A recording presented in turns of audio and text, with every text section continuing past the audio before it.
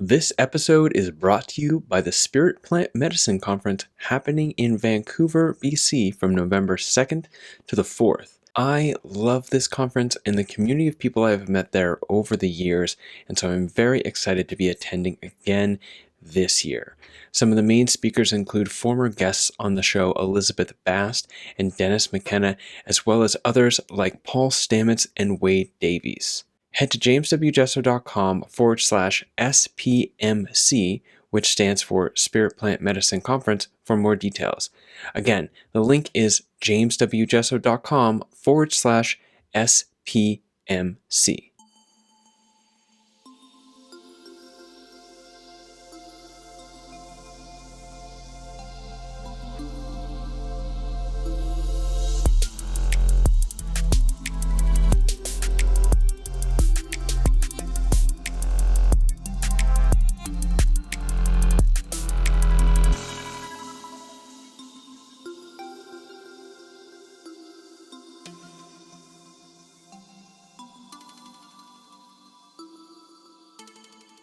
Hello everyone, welcome to Adventures Through the Mind. I am your host, as always, James W. Jesso. Today we have on the show Matthew J. Pallamary. Matthew J. Pallamary is a filmmaker and a highly accomplished multi-award-winning author of 13 books, ranging from historical novels, personal memoirs, and even a non-fiction book on the art and practice of writing itself. His work is highly psychedelic and emergent from his multi-decade experience in shamanism, shamanic practices, and the psychedelic subculture on which he extensively lectures. I originally heard of Matthew on the Psychedelic Salon podcast, actually Salon 2, where there was an interview between him and a member of Psyposia. He reached out to me suggesting that he'd love to come on the show and have a conversation with me, and after checking out his work, I was like, yeah, sure, I think that's a great idea. We did an interview, and to be honest, it went very poorly, mostly on account of myself having taken a little bit too much in my microdose that morning, and thankfully he was quite forgiving and generous enough to offer another 90 minutes of his time to us here at the show. And although the original interview did not go very well, the first 15 minutes or so was pretty good, so I'm going to be putting that out as some bonus content to my patrons on Patreon, who will get early access, but eventually it will be available on my YouTube channel, which is, where you might be watching this. And if you are watching it, you might notice that I'm wearing a hat.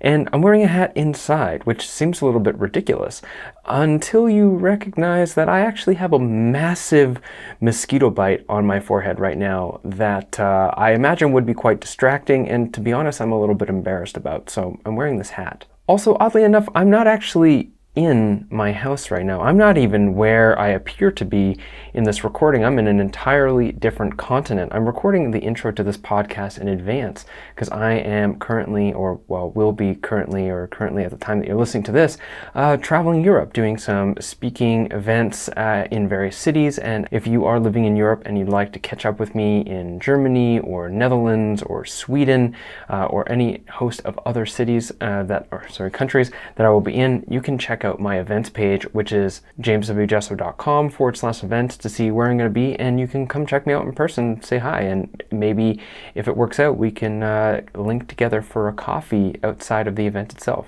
As many of you know, if you've been listening to the show, this podcast is brought to you by the generosity of my patrons on Patreon, especially the people whose names are listed in the upper corner of this episode on YouTube.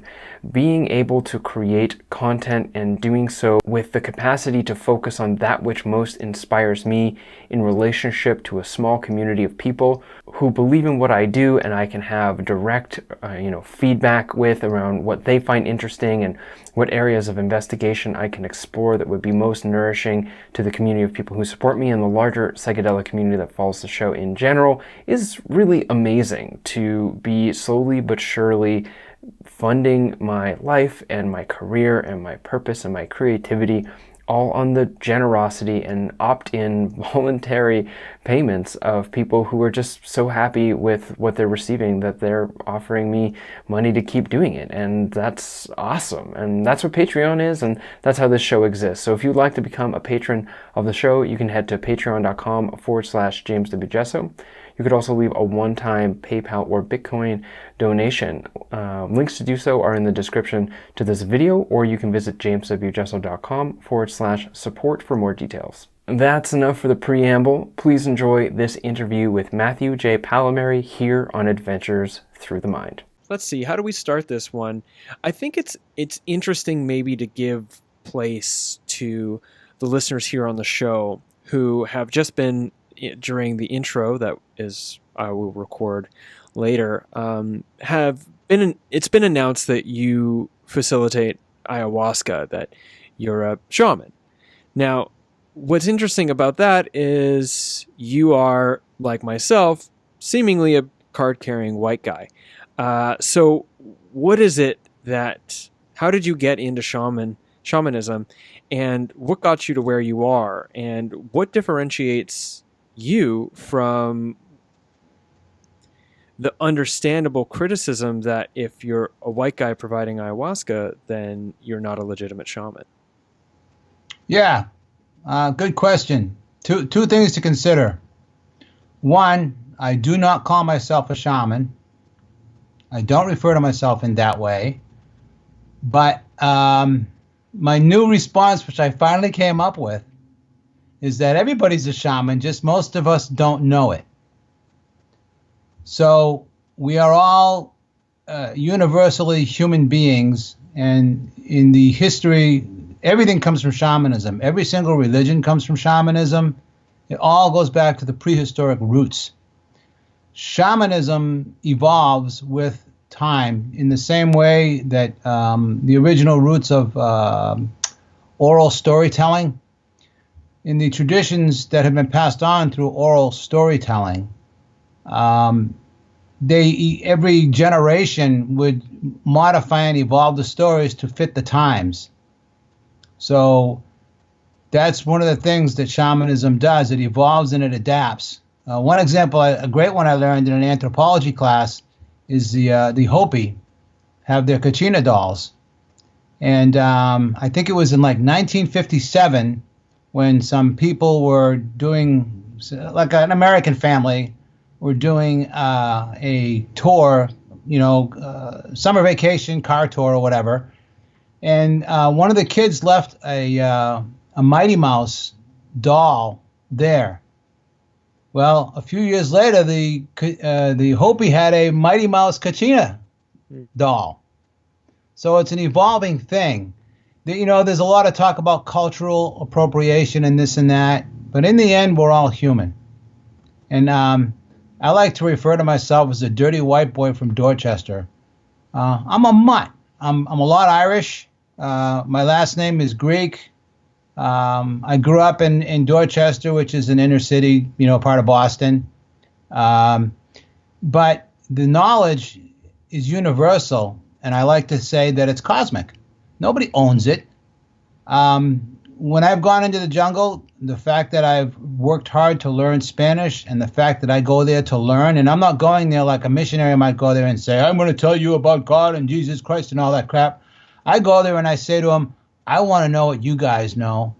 I'm here humbling myself before you, and I'll take anything you give me. And trust me, I've taken lots of stuff. So the attitude I have toward it, I like to think of it as cosmic, which transcends race or planetary or national or all those confining definitions that people put onto things. It's beyond all that. So anybody who is sincere can follow the path. It's certainly not an easy path. And if you continue on the path, you realize that superior knowledge comes from the heart. It's higher knowledge, it's heart-centered, and that's where my homing beacon has directed me toward. So I would learn it from anybody. And I got tired of arguing about not being a shaman, because then it brings more attention to itself. So my new response is everybody's a shaman. Everybody is a shaman. Most of us just don't know it. I don't subscribe to the whole guru-itis, or I'm superior, or I will say that about being, I don't mind saying about being like a writing teacher and a writing mentor and a writing guru and stuff. They want to call me that. That's great. I've been doing that for, over 30 years. But I don't hold myself up as a shaman. I like what a counselor said to me some years ago. I'm a spiritual friend. I've been on the path all my life. I've learned a lot. I've had some amazing, amazing mentors, and I'm carrying the torch. My mentor is now, I just mentioned, he's 86, one of them. He's 86. He can't do it anymore. I've been studying with him for over 20 years. So it's my turn to carry the torch. There's nobody else around. So anybody who says, oh, who do you think you are, cultural appropriation, blah, blah, that's all bullshit because all my mentors are dead. Who else is going to carry the knowledge forward? And that's what happens, Direct transmission from teacher to student. Now, I understand this claim, like, everybody's a shaman, which, and correct me if I'm wrong here, but you're inferring like everybody has the capacity to alter their state and go on a journey within themselves and devise some sort of like knowledge or healing from the process. Although I think an important caveat here is not everyone is a shaman in the sense that they should be trusted to lead a person into that journey, especially with the addition of something as powerful and potentially, detrimental and dangerous as ayahuasca. And a lot of people do parade around and claim to be ayahuasca shamans. I'm curious, maybe you could comment on that if you'd like, but I'm mostly curious, like, you haven't just gone down to the jungle and done a weekend workshop. You've been dedicated this to learning this art for an extremely long time. Can you maybe talk about that? Yeah, absolutely. Thank you, bro. That's a really great point. It's one of the reasons why I go bonkers when anybody calls me a shaman, because, I've done big lectures and things, right? And invariably some cute little hottie will run up to me. Oh, yeah, my boyfriend's a shaman. Here's his business card, right? And it's bullshit. And I've seen people who did like ayahuasca 2 or 3 times, and suddenly they're an expert and they're a guru, because it does open you up, and you do get revelations, and you can get really caught up in your ego and be full of yourself, and again get what I call guruitis. And the cultural connotations of that word now are all over the place, which is, you kind of opened our discussion about that, and that was very astute on your part. So there's so many people going around calling themselves that and referring to themselves as that, and they're not. And they're fake or they're misguided. There are charlatans. There's sharks in the water. You are absolutely right. This is nothing to be messed with. It's very powerful medicine. I can take people to their wounds and help them and do the work without any medicines, if that's their bent. I've learned that also. I spent about 6 years with a personal coach while I was doing ayahuasca, and everybody else she worked with, and she was very high level, very expensive, and everybody else that she worked with that said they were doing ayahuasca, she told them, don't stop, quit doing it, except me. She told me to keep doing it. And it took me 3 or 4 years struggling with it, and I finally clicked.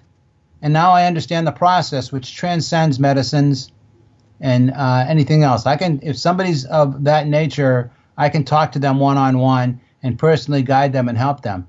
But the work is not easy at all. Growth is not fun. Growth is painful. The results are awesome.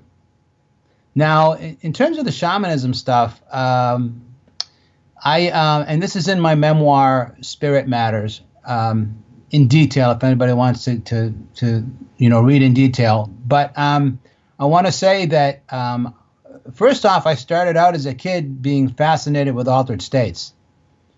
So as soon as I could, I learned how to hyperventilate. I was hyperventilating and passing out and just loving that, which over the years now discovered it's in some ways similar to a 5-MeO experience. But I did that, and then I was drinking at a really young age, but I never really liked. I mean, I liked it when I was young because it was something new, but over time I discovered that alcohol is ultimately depressive, whereas psychedelics are expanding. Then I got into sniffing glue, and I had a lot of fun with that until I started going off the rails with that. And then soon after that, LSD came along, and in a way, sniffing glue was a nice primer for LSD. And back then, we're talking about 1971. We used to get I grew up in Boston, as I mentioned, and we used to get our LSD from MIT, which we used to call Mental Institute for the Touched. And we got it from a chemist who went by My Favorite Martian, and they were 4-way hits.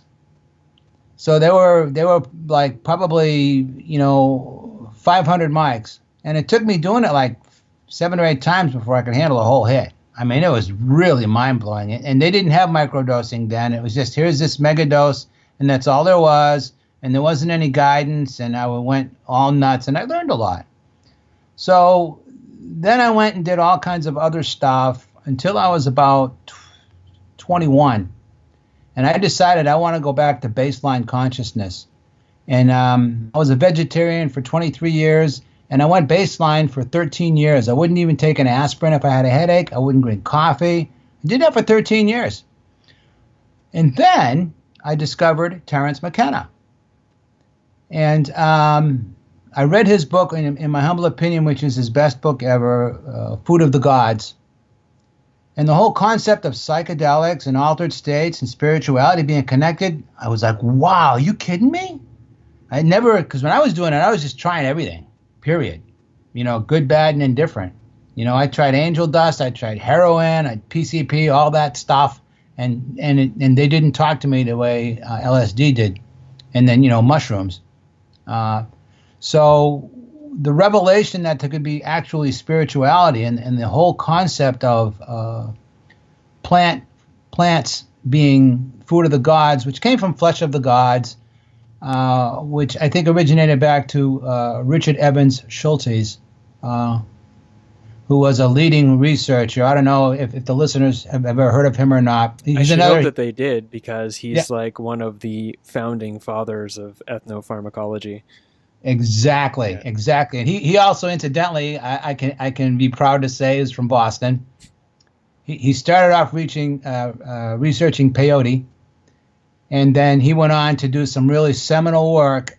Spent years in the Amazon, discovering and learning and bringing forth ayahuasca. And then, in a way, Terence was carrying on that tradition. I was close with Terence. He got the very first copy of my novel, Land Without Evil, and it may have been the last book he ever read. It was just a few months before he died. But we had a good connection. I met him at the ethnobotany seminars in Palenque back around 2000. Now, the other thing I did, I started going into the jungle right around 2000. I actually started going down south around 1998. That was my first trip south. But I started going into the jungle doing that, and I had been working with ayahuasca with these original guys for a number of years. And then I got into a 2-year shamanic study program. And in that program, for 2 years, roughly every 2 months, we would go somewhere and have a shamanic experience. So I got to do the whole Huichole peyote pilgrimage to Wirakuta. I did the peyote hunt. I did the all-night ceremony. I did the pilgrimage to Mount Quemado. I totally learned about all of the aspects of peyote. Then I went up into the Andes, and I worked with San Pedro, which is, they both contain mescaline. But I worked with San Pedro and learned about all those traditions. They call it Wachuma. I did lots of amazing work. At one point, we were way the hell up there, and we were in the hot springs and doing San Pedro. And the shaman, we had water wings. We were floating in these hot spring waters, and the shaman was doing body work on us, while altered in the hot springs. And I had some powerful releases. So I did that, and then I went up into the Northwest and did walkabouts with cactus. And then I was taught and learned and experienced a number of other shamanic practices and traditions that aren't necessarily plant or medicine related. I've done a bunch of sweat lodges up in Canada and down through the Southwest United States.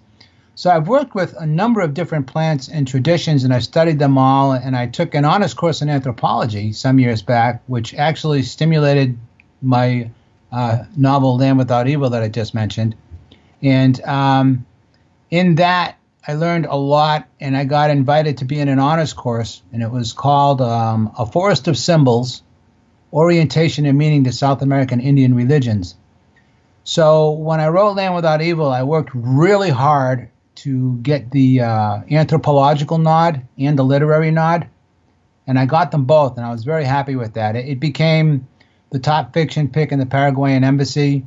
If you go to Lonely Planet Travel Guide right now and to Paraguay, and if you want to find out about the history of Paraguay, they have my novels. So I'm really proud of that. I researched the hell out of it. I wanted to get all the details right, and so I did all of that.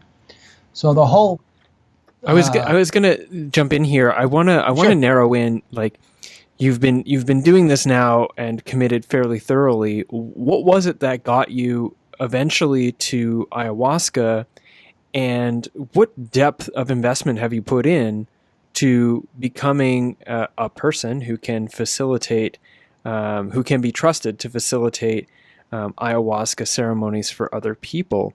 And how long has that been going on? Yeah, okay, good. So Also, can you sit up a little bit straighter, Yeah. or like adjust the mic or video? Yes, how is this? Is this good? much better. Yeah, I was just leaning in, just like when I write, I start falling into the screen. Yeah, I know how it goes. Yeah, I know you do. Okay, so here's the thing. When I wrote Land Without Evil and some other books, I was doing tons of research at the UCSD library. And back then, back in the olden days, I used to log in with my modem and do all my downloading. And then I'd go to the library and I'd spend $30 on a copy card. And I went researching throughout the library. I found all these great articles by Schultes and a number of other people. Sasha Shulgin was also a dear friend of mine. I found all these articles. So I copied them, and I read the hell out of them. And then, and at the time I was still baseline, wasn't taking anything. And so I did all that and did my research, and I had this big sheaf of articles. And a few months after that, I was walking down the street, and I saw a head shop. And I thought, I haven't been in a head shop in years. So I walked in, and this was like, this was in 1996. I walked in, and there was High Times magazine. And I said to myself, shit, High Times, that thing's still around? Because at that point, I hadn't seen it for 20 years because I had, been out of the culture. So I picked it up, flipped it open, right to a page about ethnobotany seminars. And all of the people I had been researching totally on my own were presenting. And I went, holy mackerel. And so I didn't have the money. I got out my credit card and I signed up. And the first one I went to was in 1996 up in San Francisco. Terrence was there. Jonathan Ott was there. My good friend Charlie Grobe was there. Sasha Shulgin was there. That's where I met Sasha and became very close with him and his wife Ann. And a bunch, Wade Davis, all my heroes, all my entheogenic heroes. So through that, I found out that they were doing ethnobotany seminars week long in Palenque, Chiapas, in Mexico. But they changed it. The first one I went to was in Uxmal, the ruins there. So I went to Uxmal in January of '98. That's where I met Terrence. And we instantly connected because I'm a writer and Terrence has that literary bent. So we instantly connected and became fast friends, along with a number of other people. Now, in those seminars, there were morning, afternoon, and evening presentations. And all these different people came. I became good for Paul Stamets, Mr. Mushroom. He was a good friend. Terrence. Giorgio Samarini, who did some of the leading work in Iboga. Yeah, I've actually met him. He's a very incredible fellow. What a story he's got to tell. Oh, he's awesome. He was so much fun. So I did the ethnobotany seminars for 4 years until Terrence passed away. We had one more after he passed away, and then that was the end of those. Now, in all of those, I found someone who had been going into the Amazon for 15 years, and he gave a lecture on ayahuasca. Now, interesting thing, I studied ayahuasca on my own for 10 years through like UCSD library and all that before I found it. So I had already done, at the time there wasn't as much written on it. It was a bit more, well, a lot more obscure than it is now. So I had done all this independent research on my own for 10 years, like, man, I got to find that stuff. They're telling me the vine of death, the vine of the soul. And anybody who knows me knows I'm drawn to that kind of thing, as I am drawn to the darkness. That's a whole nother discussion. But anyway. Which is something I want to get into, but go ahead and continue. Good, thank you. So I cornered this person and kept asking them, and they kept blowing me off, and then finally they relented, and they let me go. And I went to the jungle, and I met these shamans. First, I did some work up north this way, undercover, and met a major shaman. And in my very first session, I just had the time of my life. Everybody around me was going through hell and purging and all this shit, and I was just having a blast. And when it was over, the shaman comes over to me, and he leans down into my face, and he says to me, "The mother loves you." And I was hooked. So I started going, and I started doing sessions. I also did sessions. I went into the jungle also with that shamanic study group. So there was a period there for 2 years where I figured it out. I was doing 30 sessions a year for 2 years, at the peak of it. And then I continued doing, I probably averaged I was averaging 15 sessions a year. Over how many years? 20. Hmm. So then as that evolved and I was going forward on that path, and the shamans were giving me many other plants, I also began singing with the shamans. In the beginning, I started singing because it got my mind off of being sick to my stomach. And I had mentioned earlier that I was in rock bands and I was a vocalist. I had vocal lessons for years, so I'm a good singer. And so I sang with them, and they loved it. And they even got to the point where they started coming to me, and one of them came into me and he says, "I want you to sing this song with me. Here's how it goes, and here are the words." So I was, for lack of better words, I was blessed by them. And I did the work, and now over the years, I was doing this all on my own nickel. I think that shamanic study program was $10,000. I was probably spending another $3,000 or $4,000 a year financing myself. The last few years I went into the jungle, I was tight for money, and I had some pretty prominent people who sponsored me. They paid my way. And there were a number of people who would say, "I'm not going to the jungle unless you are there," meaning me.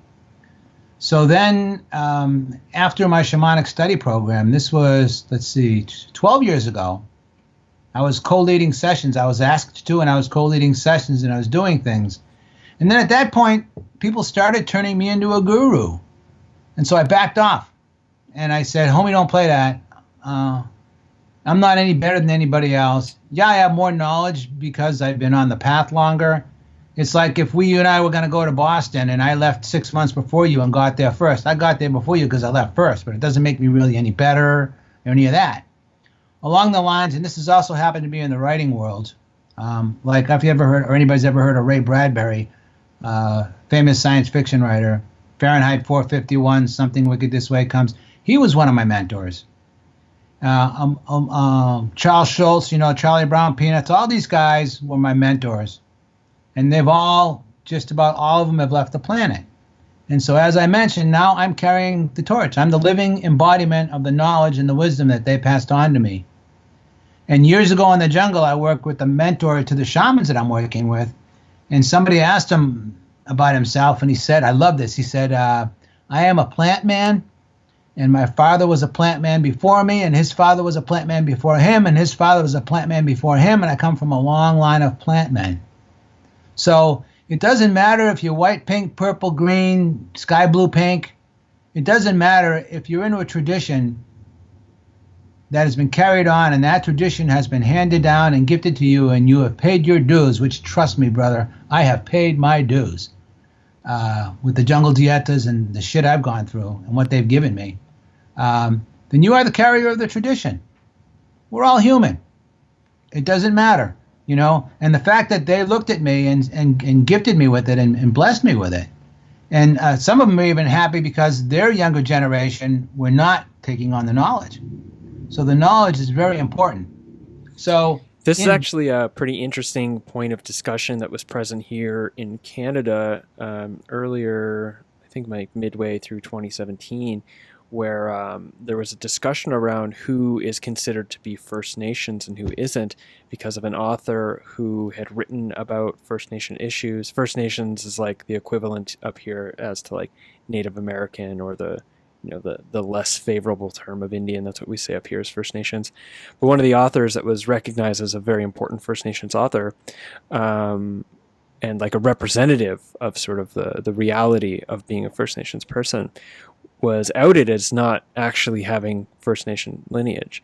And there was a big discussion around like, okay, so according to Canada, right, the government of Canada, your capacity to be recognized as a First Nations person is determined by the percentage of Indigenous blood you have, which is determined by how much of a percentage your parents had. So my grandfather on my father's side was half Mi'kmaq, which would make my dad a quarter, which would make me 1/8. It's ridiculous math. But one of the discussions that was had there was like, and I think this leans into your point on a radio show that I like to listen to that is primarily First Nations issues with First Nations people talking about it. And the comment was, it's like the government in particular, but the bloodline as well, does not determine nationhood. The nationhood is determined by who we of the nationhood deem to be of our nation, right? And if so, somebody, doesn't matter what their bloodline is, if they're welcomed in to the tribe or the community and given sanction and permission and blessing to carry traditional knowledge, it really doesn't matter, like you said, what color you are. What matters is whether or not you've been, if you've been given the blessing and granted permission from the tradition that you're carrying to carry that tradition and pass it along. Amen, brother. I couldn't have said it any better. There's a couple of really good points there. One is, I've gone down into the jungle and been with other people. I had a bunch of Mexican guys come up to me, and they told me that I was embarrassing them because I knew more about their culture than they did, was number one. The other thing is, in terms of pure tribes and all that stuff, okay, I've spent extended time in the Shipibo village working with the Shipibos, who are considered some of the primordial characters of the ayahuasca tradition.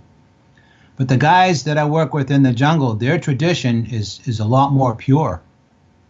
And people think they're going to go into the Amazon and see tribes, and that is to some degree. But as humanity has evolved and the races have shifted and crossbred, again, I'm a perfect example. I'm a dirty white boy from Dorchester. I'm a mutt, right? But I'm still human. And I've got all those genetic lines inside of me. But when you go into the jungle, you got people of all different stuff. The shamans that I work with are mestizo, which is mixed race. They're Spanish, they're Indian, maybe even a little bit of black, maybe even a little bit of Chinese. They're the people that have been there. But the tradition and their mentors that they represent is more pure. So there's a lot of crossbreeding and interbreeding that goes on. And when you go into the jungle in Peru and in other places, there's hardly any pure blood anymore. And that's just not appropriate. You just put it really well. I don't go around and say I'm part Indian or I'm this or that. I am who I am. But I know for a fact that what they've taught me and what they've gifted me with and what they have blessed me with is a pure tradition. It doesn't matter who I am or what I am or what is in my blood. As a little aside story, the last time I was in the jungle, I was talking to the shaman, and he was counseling me on the plants. And he said to me, you've done all of our plants, pretty much all of them, even some exotic ones that most people never get to experience. And I said, yeah. I said, the last couple of times have been really hard. And I said, I was thinking this year of maybe just doing bobine sauna and some light plants and all that. And he looks me in the eye and he says to me, we're going to hit you hard. And I was like, okay. And he did. I had a mixture of like 5 different plants that I took every day. I did 5 group sessions with ayahuasca, and I did 2 daytime sessions by myself. So over the 10-day period, I did seven sessions, and I was always high. And he really hit me hard, and he's always hit me hard. And I've always taken whatever he gave me, no matter how hard it was. And trust me, it's been hard on multiple levels. So I paid my dues. And like I mentioned earlier, when you go beyond sort of family, tribe, nationalism, even globalism, to cosmic. And I consider myself to be a cosmic citizen, and I follow the rules of the cosmos, and that's where I'm directed from. And I don't give a shit what anybody thinks about me. I don't care what they oh, you're just a white boy. I don't care, because I know what I know, and I know what I've tapped into. And this group that I'm now leading with, the shaman himself talked to us and listened to everything, and he said, you guys are doing it right. I'm blessing what you're doing. I'm with you. And he actually helps facilitate us. So I'm on track. I don't care what anybody thinks. So I think that's a bigger thing to unpack. Is like, by whose merit do we define ourselves as worthy? And that is definitely I think a piece to unpack if we were going to talk about the implications of ayahuasca. But yeah, maybe just closing out on this topic around nationhood and who carries the tradition. I feel self-conscious in a way, having said what I said to some degree, because it's like, well, I'm just reiterating somebody else's thing. I wasn't given sanction, permission from whomever to pass it along, and I'm really self-conscious about that. Not self-conscious like feeling worthless or inadequate or whatever. Self-conscious, and I'm like self-aware of it, as it is a very delicate topic here in Canada with the history of how the First Nations people were treated by the Canadian government and by the Catholic Church with residential schools. In fact, I recently learned that I think it's called the Indian Act of Canada was the template by which apartheid was installed in South Africa, and it's still what is present today. So those are definitely bigger issues. I'd like to focus on something you've repeatedly said. This isn't easy. This is hard. Yeah. Now, that's something that when I first started looking into your work after I heard you on the Psychedelic Salon, was your candor around the shadow work and how intense and how dark that is. Can you comment on how difficult it is and the importance of the shadow when being on the path of self-discovery through entheogenic plants, particularly ayahuasca? Yeah, I got to tell you before I do that, this is an awesome discussion. I'm loving this, dude. You are hitting the nail on the head, so kudos to you. Thank you. So let me close out that last topic really briefly, just to say that all of the people I know in the jungle are my family, and they all give me the deepest respect because I've done the work. And I've done all the difficulties. There's this is actually leading into your question there. There's a thing in the lore of the jungle that says that all of the discomfort and pain and whatever you have to go through is what you have to do to prove that you're worthy of the gifts of the knowledge that the plants have to give you. So that's a really good lead in. Now, as I started really getting deep into this work, after being baseline for all those years and easing back into it, when I discovered that there could be spirituality aligned with this, I went off on my own without telling anybody, and I spent over $1,000 and got all the stuff, and I grew my own mushrooms. And I started doing mushrooms on my own. And there was this whole new joy that there was actually legitimacy to it, and I wasn't just getting all whacked out. It was actually a spiritual path there. So interestingly enough, before I wrote my memoir, I was down at the entheobotany seminars hanging out with Ann and Sasha Shulgin. And Sasha and I used to just love doing really bad what's the word I'm looking for? It'll come to me in a second. But anyway, Anne pushed me into the shadow work. She really sort of gently directed me and said, here's where you really need to be looking with where you are on your path right now. And I started looking and started uncovering the whole thing. Puns. Sasha and I would trade bad puns all day and just laugh and have a good time. You know, he was really great like that. He was one of my main mentors that I was blessed to be around. But Anne pushed me into the shadow work. Now, the work I did with my personal coach that I mentioned a while ago was also shadow work. She loved it when I called her a surgeon because she would go right to the wound and say, here's what it is. And it would sometimes take me a week to think what she said to me because a big part of me was in denial. And then I'd finally accept it. And I'd be like, holy God, she's right. She even taught me a lot about the Gurdjieffs. I remember one time she put me on the spot and she says to me, okay, spiritual guy, you're up on stage and you're talking to these people and there's this other guy. And she really put it in my face and opened my eyes. And I was so thankful for that. It was a big, nice, wonderful shift for me because I've gone places in my mind that most people wouldn't dare go. Now, to really get deep into the shadow, it's a little complex, but not too much. But one of my big influences is a Russian mystic. He was actually Armenian and Turkish, but he was in Russia by the name of Gurdjieff. Have you heard of Gurdjieff? Yeah, I've heard of him in cross reference to his work in sort of the esoteric circles, but not directly familiar. No. Okay, well, so there was Gurdjieff and Uspensky, and Gurdjieff traveled the world. This was like in the early 1900s, and sought out yogis and mystics and went everywhere. A true, real seeker of truth. And I've discovered over the years that what he says totally applies to shamanism. So to try to, and I also, I discovered when I was doing my 2-year shamanic study group that everything that they were teaching me was in alignment with what Gurdjieff said. So I'll give you a Reader's Digest version and we'll see, because this is a book in itself. But so according to Gurdjieff and according to my experience, and as a matter of fact, there's a little caveat, everything I say and everything I'm saying right now is the truth in my universe.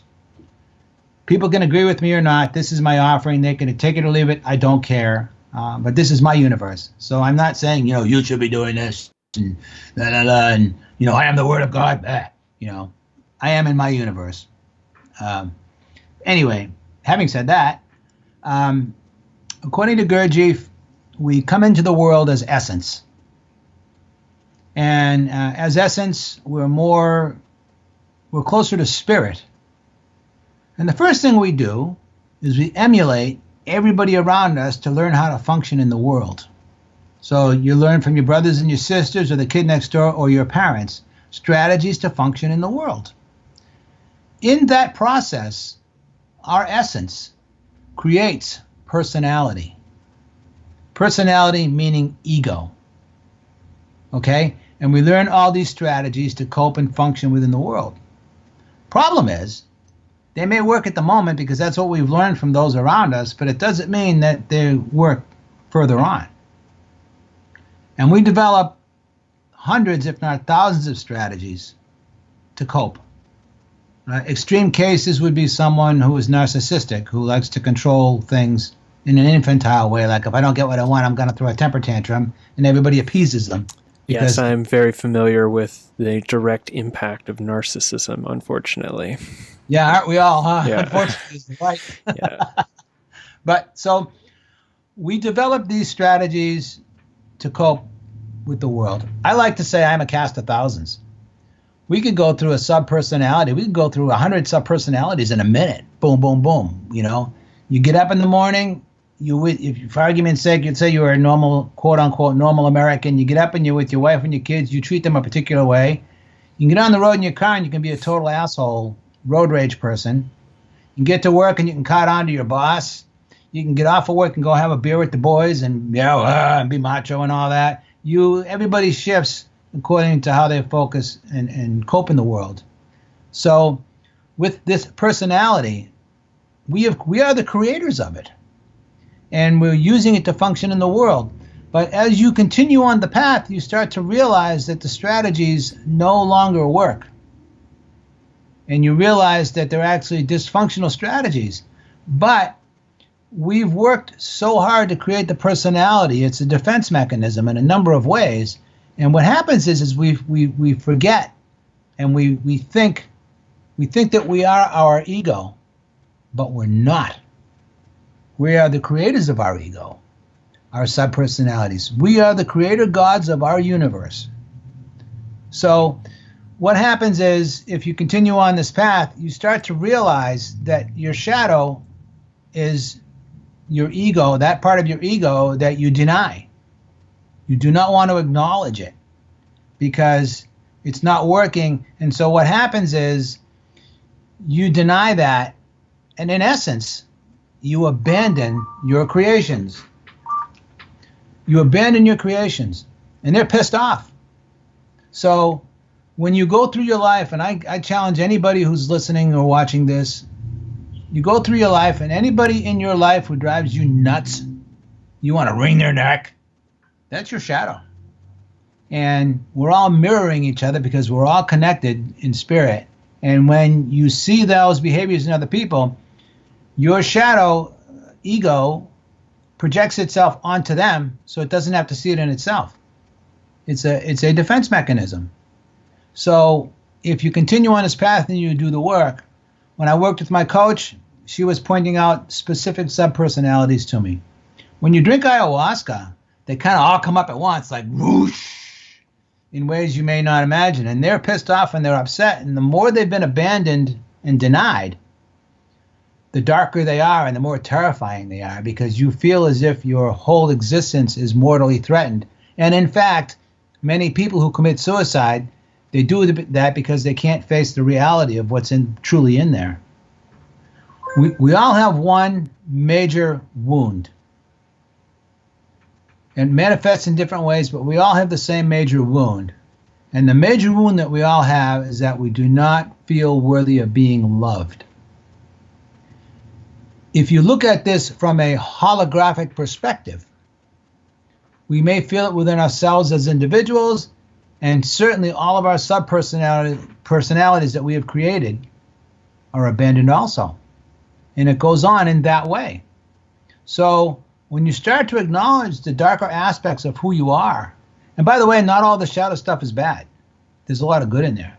But when you acknowledge it and you face, quote unquote, you face the demon, and you go through the terror, what happens is you have to relive and re-experience whatever it was that made you create that in the first place. You have to face the terror. This goes all the way back to the womb.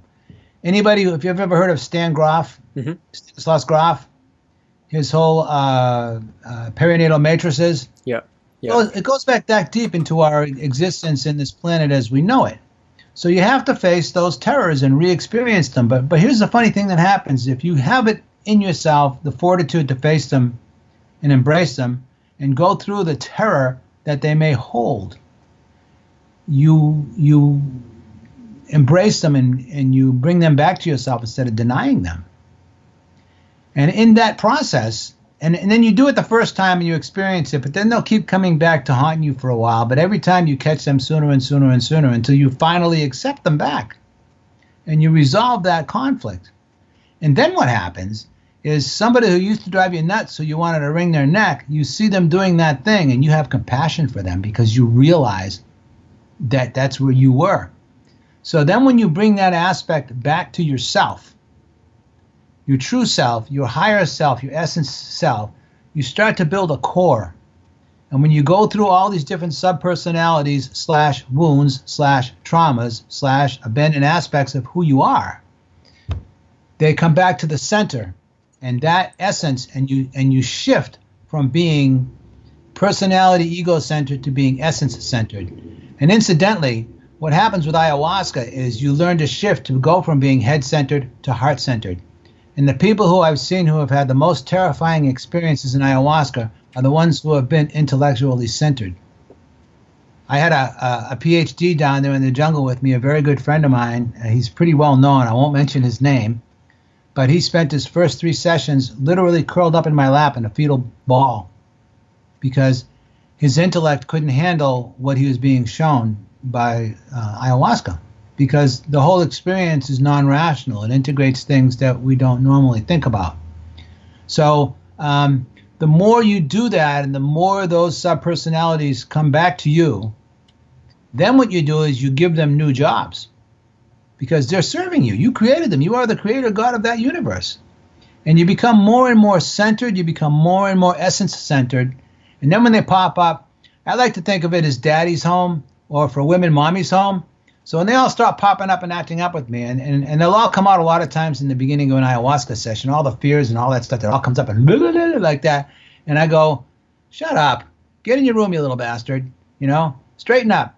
And boom, okay, dad's home, And so the more you do this type of work, and it's really, really hard and painful, the more you do it, the more you become heart-centered. And the more heart-centered you become, then you're not worried about what's going to happen in the future or what has happened in the past. You literally become more in the moment. And when you are more in the moment, you literally become more highly aware. And awareness is what this work is really all about. And then you literally become more expanded, because when you're in the moment, you're seeing all these things that you weren't seeing before, because in the past you were distracted with all your fears. So then you're more in the moment, you're more present, and you start seeing things, you start having telepathic experiences, you start perceiving things and seeing things before they even get there, because you're fully aware in the moment, in the here and now, which in the end is all there really is. Other parts of my life, past experiences, they're all like dreams now. All these different dreams that I've been through. Everything passes. Nothing is permanent. He who dies with the most toys wins. Nah, So the more aware you become, the more you start to do literally transcendence. So I want to find our way back to shore here before the end of the interview, and I think sure. I think a way to bring that around is getting back to the idea that we're all shamans, and maybe segueing into that from this discussion about the shadow. And one of the things that has come up in speaking with you previously was this concept that shamanism is the mastering of energy. And for sure, there's a mastery that is involved in being confronted with the deepest, darkest, most terrifying aspects of ourselves, and being able to recognize that and, just be like, hey, we're safe, it's all good.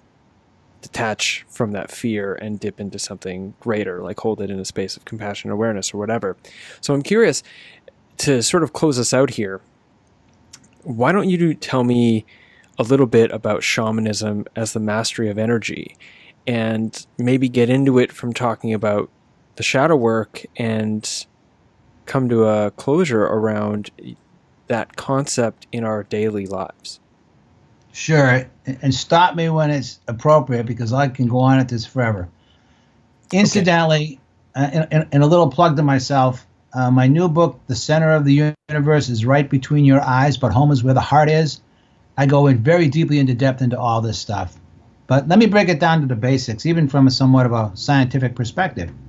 Okay, the essence of energy and reality as we know it in the core of shamanism are positive and negative poles, polarities.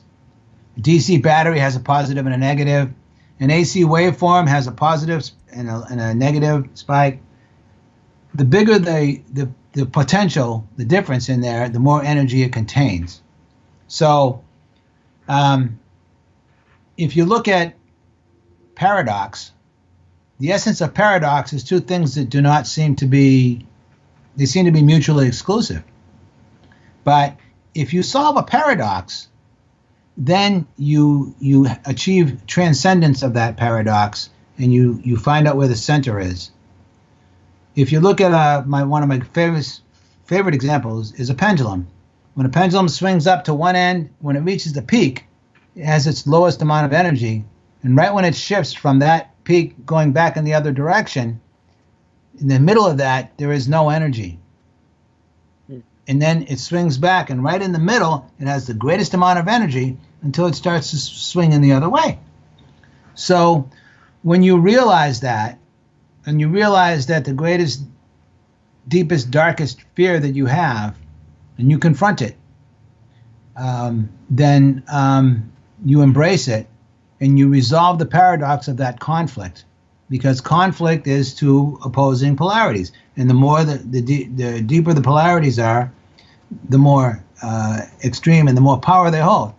In our lives, particularly at this point in space and time, as a society and as a culture, we're more opposed than ever, right? And everybody who's way to the right, they're self-righteous, thinking they're right, and everybody who's way to the left thinks they are, but in the end, neither one of them are. It's really in the middle.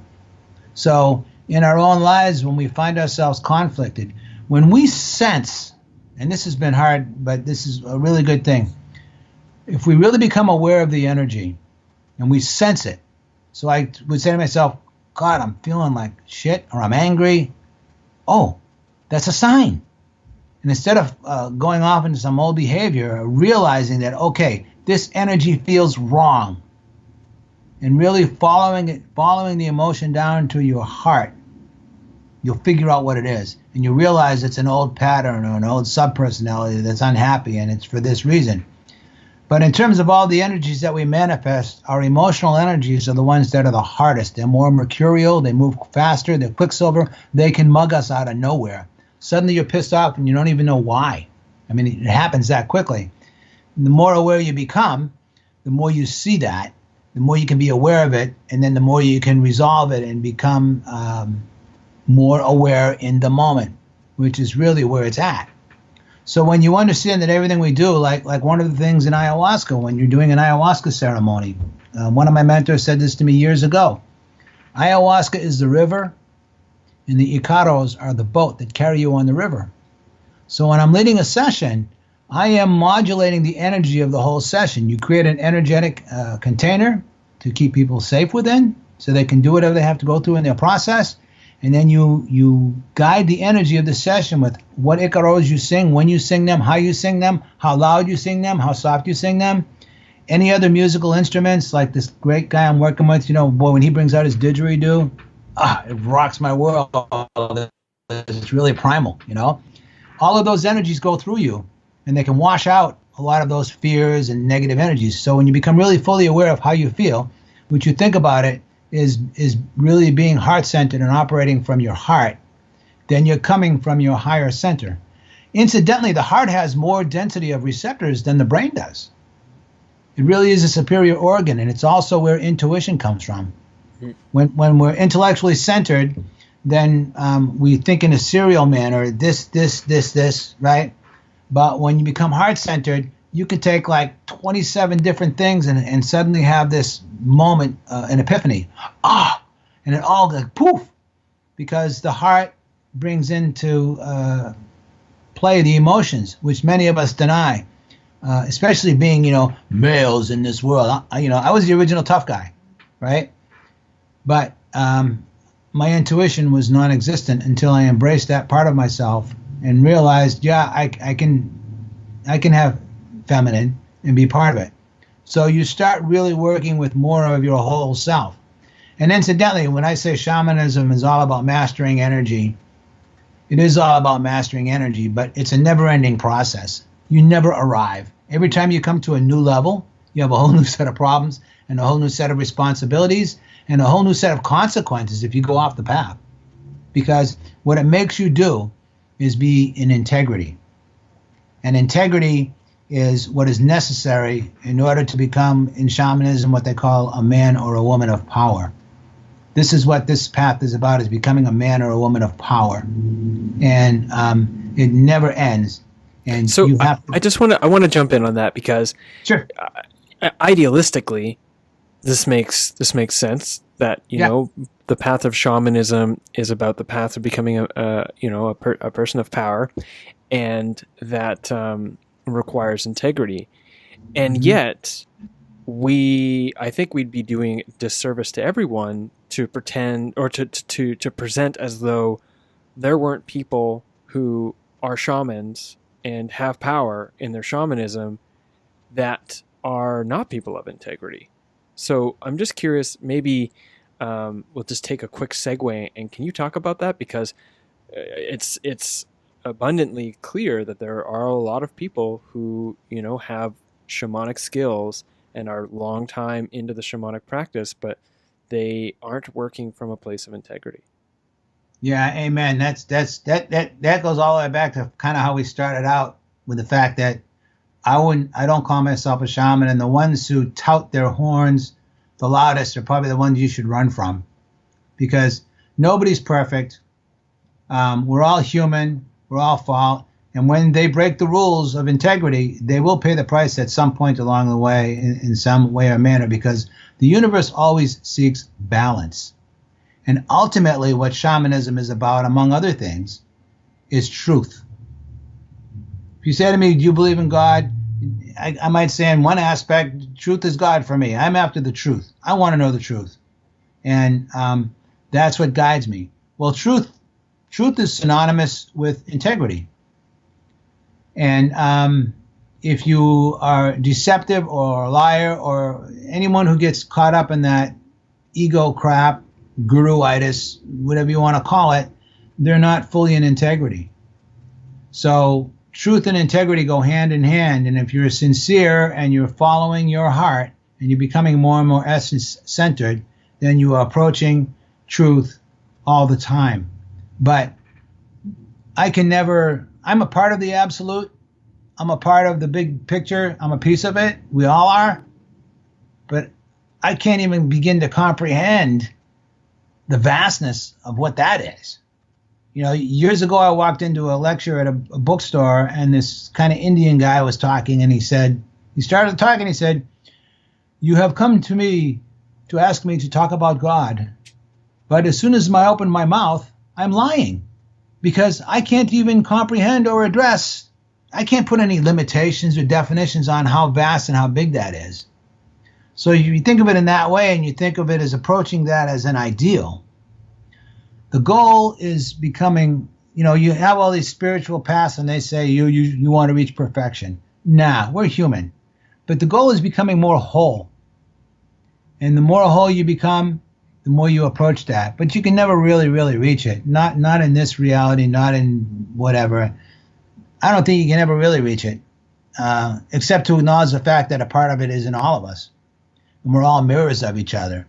So we're all here to teach each other and to look at each other. And the more you do the work and the more you become whole, the judgments fall away, the discordant energy falls away, and you become more in line with the cosmic vibe, for lack of better words. And you know what you need to do because you understand the consequences and you realize the importance of truth and integrity, which again go hand in hand. That's really the most important thing. Well, the importance of truth and integrity, I think, are great places to close this interview. We didn't get into any of the incredible stuff you have about sort of parallels between shamanism and fiction writing, to which you are a highly acclaimed fiction writer. So maybe we'll have to save that for another episode sometime in the future. In the meantime, how can the listeners here at Adventures Through the Mind find out more about your work, in particular your writing, as well as whether or not they can get involved with any of your retreats? Yeah, absolutely. Thank you. So my website, mattpallamary.com, MATTP as in Paul, ALLA, M as in Mary, ARY.com. It's got sections on shamanism, writing, editing. I got subsections. I've got tons of podcasts, videos, TV shows, interviews. They're all there. They can go. I was just looking the other day. I think I've got 8 on the Psychedelic Salon. I think I've got maybe 10 on this radio show, Inner Journey, out here in Laguna Beach. And then there's pictures. There's all that stuff. There are sideways. Ayahuasca, its legal status is still questionable. So I don't really address any direct things. For the record, any work I've done has been out of the country. I can direct people in different ways, but I don't directly, if I know somebody who knows somebody who knows somebody, I can help make connections. But I have a very solid stance on that everything I do is officially out of the country. Yeah, I could understand that. People ask me all the time where they can get involved with mushrooms or... Yeah. It's so funny. Like, what is running through a person's head when they message me on Facebook and said, hey, yo, bro, I checked out your podcast. Do you know where I could get any Zoomers? Like, come on, man. Like, are you even thinking this through at all? Yeah. But also, there are a lot of people with legitimate requests that are suffering, and they're looking for opportunities to have a guided session of some type somewhere. And thankfully, there are legal options that I can direct towards. But for the most part, I can understand your position. If I don't know you, and nobody that I knows you, and the circle of integrity that is required to keep the, for lack of better terms, the medicine flowing.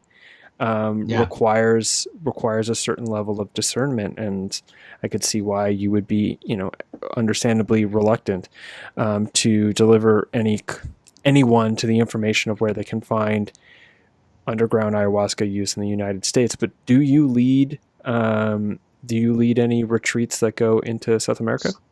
Sometimes, I'm connected with that, and I've been part of it. It's been a couple years now since I've been down there for other reasons, mostly financial and obligations. But I do want to reiterate that I will say I'm an authority on this and shamanism. So people can, on my website there's a contact page, and if people have questions, and I've counseled people who've had either ayahuasca experiences or acid or any... I have the ability now, through all the work that I've done, to be able to understand with people what substances do what and how they work in different ways. So I'm knowledgeable on all of that, and I'm certainly willing to talk to anybody about that if they have questions. One of my most important things, which I appreciate doing here with you now, is I want people to be aware with their eyes fully open.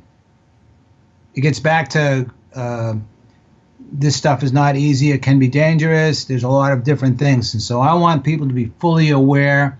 I want this knowledge out there for safety and good purposes. I want them to know what's going on, not just screwing around like I did when I was younger. Of course, when I was younger, there was no guidance. So it was the ultimate counterculture when you were experimenting in the beginning now, and it's definitely getting a little bit trendier to be conscientious about usage. So yeah, that's great. I will make sure I get all the proper links for contacting you for a integration coaching or consulting of some type, or as well as your media, and include them to the show notes of this episode at jameswjesso.com. So awesome. Thank you, brother. And we'll do something again when you want. We can go on the hall writing path or whatever, Yeah, I'm interested to unpack that, because I still am, and I was particularly curious about it when we were talking, but it didn't fit into this length of the show. We will talk maybe near the end of the year and see what we can get sorted out. Yeah, one more thing I want to mention. Sure. If anybody is interested, in June, the Santa Barbara Writers Conference is a week long, and anybody who's listening to this podcast, if they decide they wanted to go and they contacted the conference director, Grace Rackow, and they say that I sent them, they will get a discount on the registration fees. I just want to mention that because it's coming up in June. All right, cool. Well, I'll make sure this episode gets out before June then. Wonderful. Matt, thanks again for your time today and everything that you've been contributing over the years. Thank you, Brother James. Good job. Great questions. Great podcast. I think you nailed it, brother. And cut. Thank you everyone for tuning into this episode of Adventures Through the Mind. I hope you enjoyed it. If you did enjoy it, go check out some of Matthew's books. Links to his books, in particular his most recent one, The Center of the Universe is Right Between Your Eyes, but Home is Where the Heart Is. You can find links to all of that at jameswjesso.com, contained in the show notes to this episode. You could also show your gratitude for this episode by sharing it across social media or basically telling a friend about the show. You could also support the show financially by becoming my patron on Patreon or by leaving a one-time donation. Information on how to do that is contained in the description to this episode, but you could also just head to jameswjesso.com/support for the full details on the full gamut of supporting options for the show. That sentence was awkward. Anyways, thank you very much for listening. I am James Jesso. This was Adventures Through the Mind. I'll see you on the next episode. Take care.